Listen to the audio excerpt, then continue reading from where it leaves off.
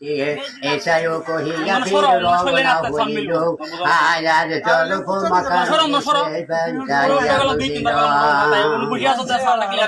আয়ার দুই ভাই মারা গেছে পাইল খবর আরে বহুত কান্দিল সাহা হইয়া কাতর আরে তারপরে সীতা হইতেই রওনা হইল ময়দানে দেখি মাখারা দেখিতে পাইল তাহাতে লটকানো এক নাঙ্গা তলোয়ার আরো এক খারা আছে গো দুষ্পন সোয়ার আপন শুনে হলো দেহে দেখি না গাম্বা এটা তো আমার খারা খারা আছে তার সাথে নাঙ্গা তলোয়ার টাঙ্গা আছে আরে ধর্মী আরে দরিদ্র করিতে তাহা মালুম হইল আরে আব্দুল্লাহ রিসানো নামে গো কুভর ছিল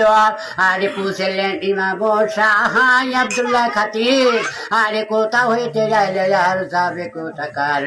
কহিল এই মুক্তে নিরানু কুপা হইতে আর কি জানিয়া বনে মেরব পড়িলে পাইলে কুপাতে কোন বাতে কহিলে শারীর নাই আরে এত দিন লিখলিন গো হুজুরে তোমার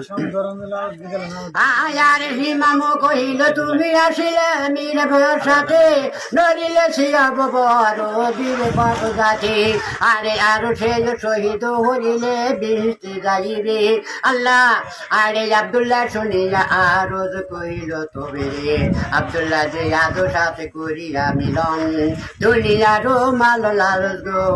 ভুইলা গেল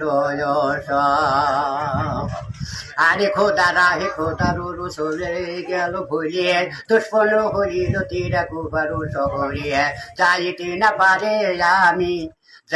না পারি আমি আপনার